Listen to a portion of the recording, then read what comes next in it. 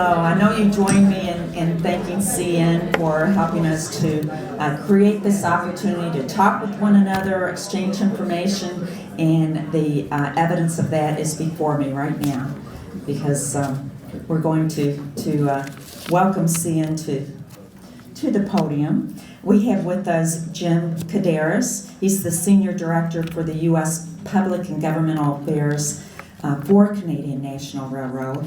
It's such a pleasure to have you. And I know we've really thrown him into the mix. He was part of the Canadian Studies Center briefing or advisory board meeting yesterday. And so he got an earful about the struggles of universities these days and how we're trying to bring all of these different audiences together. The academics, the public policy leaders, and the business sector. And so, like you, he's been very helpful. CN has been very helpful in doing that. So, Mr. Kvedaras started his railroad career with the Illinois Central. He joined CN after the acquisition of the IC in 1999. His railroad experience includes positions in engineering, strategic planning, joint facilities, and public government affairs. So, Jim, I'm not going to carry on about you. People are reading all of these good notes as I move along, so thank you for being here. Thank you so much. Appreciate it. Yeah, I thought we were reading bios, but mine's nice and short anyway. Thank you. Appreciate the opportunity, and as you said, it was I've heard about our sponsorship for a number of years. This wasn't part of my service territory, so it's very interesting to see it in action. I was very impressed with the amount of discussion and the depth of discussions, and I'm also always amazed at when business world crosses the boundaries with academia, and the issues there are so diverse and so detailed that I'm thinking part of me is like, there's a nice part to be able to discuss, strategies and think tank sort of stuff, but then the practical side of me, the businessman side of me says, okay, it's great, we got to get her done. And so part of my discussion today is going to be to explore and share with you what we do with at CN and how it fits with this whole issues of collaboration, cooperation, etc., that we've heard so much about. We're no different. We realize in order to do our business, we have to work closely with a lot of various partners. And again, I would like to share with you what some of our experiences have been in the past 10, 12 years. Well, it's post 9/11. That's when our world changed. That's when everyone's world changed. However, we were down the front lines. We were actually trying to conduct business, so we had to change rapidly. So without any further ado, let me try to start going through some of the slides here. Some of these I'll gloss over. It's kind of repetitive information that people have already stated before, and you'll see what I mean. Just restatement of facts, trade facts. We've heard this several times from several presenters already. The next slide starts bringing us to the crux of the issue, and that is, we have to rely on the free flow of commerce. That's essential to what we do. It's essential to not just what we do, because we only exist because we have customers. Our customers are the manufacturers, the producers of the world. They're the ultimate employers of industry and the economy. So what we do to support them is what we exist for. We recognize that. It's a very heavy burden. We have everything that manufacturing produces, we got to carry. As long as it's tendered to us in the appropriate manner, if there's appropriate securities in place, we have a common carrier obligation to haul them. So to do that, especially in this post 9/11 world, it was the security aspect, the safety and security aspects hit us hard, hit us immediately. I think we've reacted very strongly and very solidly since then. The three security comments I have here in the bullet points: to secure the flow of goods, infrastructure, but especially coordination of all the steps in the supply chain, and the information sharing is what has been essential. And that's where we had to get our act together really quickly to be able to function and continue to support the economy, and that's what we've done. Through the cooperation of U.S. Customs and Border Protection as well as CBSA, these partners had to fit very closely, very tightly together and ensure that commerce, international, global commerce, will continue uninterrupted and provide an environment in which it can thrive. Okay.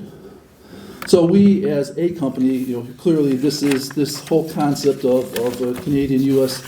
relations it can't get more relevant than us, since our flows are so dramatic and so cross-border. There's a couple kind of commercial items about what CN is and what they do, but what's the takeaway with this, and then I'll show us in the next slide, is our reach of our service offerings. And as we do all this and move all the commodities that, again, our customers entrust to us for safe movements, we've developed a kind of a concept in the railroad industry that we refer to as precision railroading. And it's a coin of a phrase. It's planning something, doing what we say we're going to do when we said we're going to do is really what it boils down to. And some of the other stuff, I mentioned that now, I'll come back to it later on. But none of this could take place unless we really had our operations, the safety and security of our operations locked up. And that's what our intense focus was in the early 2000s. So here's our traffic flows. I mean, that's our system. For those that don't know what a CN is, we are unique in North American railroads in that we have coast to coast to coast reach. No other railroad touches two oceans, let alone two oceans and the Gulf of Mexico. We are unique in that regards. However, we also, across through mainland U.S., we kind of run north-south, and the rest of the transportation world is kind of more east-west. So in that regards, we're kind of a niche player, but we do very well with what we operate. And what's nice that we have is the connections that come across either coast to coast across Canada, coming through Chicago and work our way through Michigan and into eastern Canada that way. And that is what our system does. And that's keep that in mind as we talk about what our challenges are as we try to decide out how we continue to function and thrive. So it's a railroad is a railroad. Each one is its own competitors for its own customers, but it's also a connected, integrated network. And the efficiencies and the lower costs that we're able to provide our customers and share with them, with the ultimate beneficiary, by the way, being the consumer. And I swear to God, I'm going to commission a study that's going to pick out just any random object and trace it down all the way down to its raw material stage and show any legislator or anybody with any interest, just see how everything, so many commodities that every consumer uses does move by rail somewhere in its production life. But with that, all that broad movements, there's a great deal of security that we get. I'm going to keep on saying security, because this is so essential to what we do, safety and security. In the last initiatives up there, just some things that started to transpire post 9/11. There's additional items, there's additional strategies and procedures that have been enacted with the full cooperation of the Canadian government, the U.S. government also. That's just illustrative, but it'd be kind of redundant if I tried to outline all of them. So use those as typical of what was going on in our world. So you talk about collaboration and cooperation. Government to government was essential for what we do.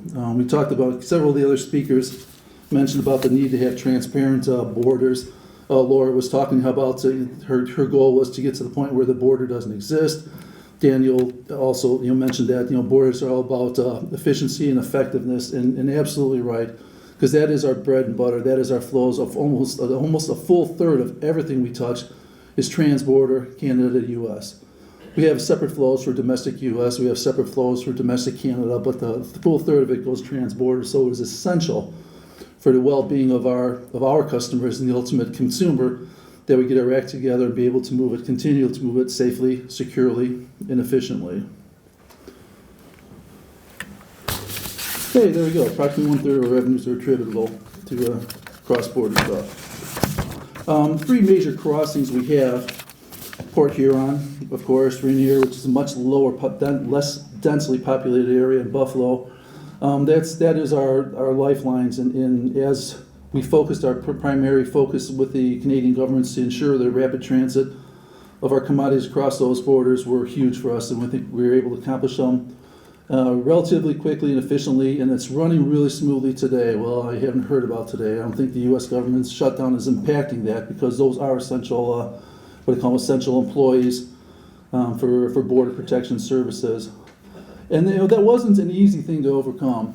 Had to have a lot of very intense discussions, but both parties were fully motivated to recognize the need for international and global commerce and be able to address whatever needs had to be done at the border quickly and rapidly keep that flow of commerce going.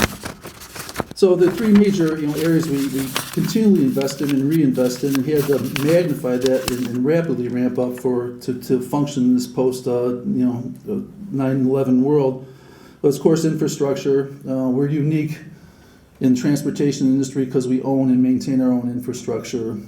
We own the right-of-ways. We pay taxes on the right-of-ways. We maintain with our own forces, and we don't have government subsidies for those. The only place where government subsidies come into place is actually at grade crossings, and the grade crossing by federal law is defined as a public conveyance over private property. Therefore, we're the private property owner. The benefits accrue to the motoring public, and therefore it's public money that funds that, and that is the definition of the crossings by the federal government.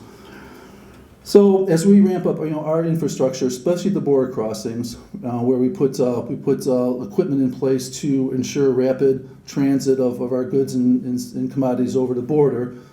We've installed other devices, locomotive camera. We have those installed in virtually all of our locomotives now. It's not for watching our crews in action. It's actually for watching conditions that they are faced with, that indisputable evidence. Our lawyers love cameras. It's saving them a lot of litigation efforts. But it's all security oriented. It's oriented. If we have a case, we have a violator, somebody, we have photographic evidence of video evidence of them, that transgression, we can prosecute as we need to. But the inspection facilities were big. Customs worked kind of okay with us pre 9/11, but afterwards it was dramatic improvements. So we've refined this to the point where we have virtually stop-free service across the border. So we talk about the need for a border to be transparent. Well, it slows, but it flows, I guess is the best way of putting it. IT is huge. In this day and age, we talked about another speaker, Mr. Snyder, talked about the beet growers traffic, how they're electronically pre-cleared to cross the borders. That's what our traffic does also, electronically pre-clear them, but it's not at the borders, it's not at the port of entry, that starts at the customer. So if the customer's in Pacific Rim somewhere, the way they package it, the way they start to prepare the documentation to submit to the coastal authorities, that gets submitted back to the border crossings. So everything is very detailed, very much in advance, highly reliant upon accurate electronic data interchange between the carriers and everybody who touches it. That's what's working well, and that is what is ensuring that we are able to support the economy in the recovery as it continues to unfold in front of us. Human resources is another factor, of course, between our own employees. Any contractors doing work on railroad property, either for us or for outside parties, have to have E-Rail Safe. It's an industry term for clearing training for construction contractor awareness and safety. So again, safety, security. It's so important to our industry. So each one's can't be taken by itself. Nothing is taken in a vacuum. All these pieces work together, and it's kind of a layered approach for everything from the customer to the steamship line to the port of entry to the border crossing to the final terminal, where we either take it and put it on the chassis to be delivered to the final customer or not. We have a couple other examples of earlier issues and initiatives to enhance that and get it in place. Again, these have been followed up by more recent other initial initiatives to help us out also and continue to have that flow of traffic. We have police presence. We have our own police force, fully recognized law enforcement officers. I'm going to call your attention to the last sub-bullet point, the VACUS machine. VACUS is an acronym for Vehicle and Cargo Inspection System. That's just actually a large gamma ray X-ray machine. What that does is, by the time those are located at the border crossings, so anything coming across the Canada, U.S. or back, it gets a full view. If there's any anomalies detected, that additional individual container can be removed from the train, set on the ground, and the train's allowed to proceed. Now, that doesn't happen very often. We're very heartened to hear that, but again, the advanced screening, the advanced technology for the accuracy of the transmittal records of what the commodities are is what plays into this, so that we kind of expect it to be fully unencumbered crossing the border, because we've gone to great lengths and great pains to make it safe and secure. Nobody is to notice any anomalies. And then we have additional, the Canadian Border Patrol has additional container security initiative also that, again, continues to enhance the service offerings out there. So since we operate on both sides of the U.S.-Canada border, remember our map for our flows, everything comes through Michigan into Canada and from Asia through Western Canada also. I cannot stress enough that we weren't able to reach this point where we have very fluid flows of transportation and commodities without the full cooperation of every supply chain member. That's every customer, every link in the transportation chain, and especially the cooperation of the governments, because that could not be done without them and their support and their recognition that is a problem that needs to be addressed rapidly. So, a couple few more discussion points, and that's just, I'm repeating myself yet again, but it's just the safety and security movement.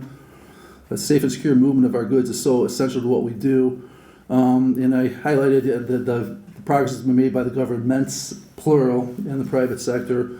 And we do have occasional interference from lawmakers. Typically, they're federal lawmakers for motivation of their own. We try to address that with education, explain to them what's going on. Because a lot of times, I can hear the chuckling in the front row. I can maybe to mixed crowds or mixed support, but I mean the communication between them and the industry is so essential, because a lot of times it's well-meaning, well-intended, but misguided and misdirected. So that's a continuous challenge of ours that we face with all the time. So collectively, all the various pieces of the supply chain puzzle have to fit together, work cleanly, and that gets me back to my earlier comment about what we call precision railroading. Our customers, in order to provide the best possible service for our customers, the best thing we can do is eliminate uncertainty in their own supply chain. So if they know their stuff is going to get switched at 10 o'clock at night, so they can make their own plans to get their own needs and their own customers' needs met, it's so essential. If we have uncertainty at our stage, then it magnifies and rolls down the rest of their production chain, and it makes it harder for them to be competitive. So if we're able to keep this supply chain flowing cleanly in what we've coined the phrase precision railroading, that's what our goal is, and that's what we intend to do. We didn't have the luxury to talk about it a whole lot. We had to try to find a way to make it work. We've done so, and we'll continue to do so. So as I go back and talk to academia and the discussions they have, I'm amazed at the amount of thought that has to go into some of these processes.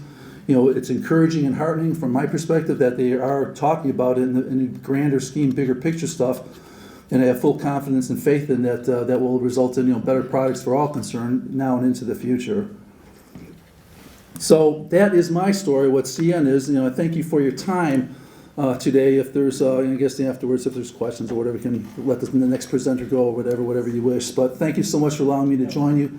Thank you so much for showing me what you do in these CN forums. I greatly appreciate it. Thank you.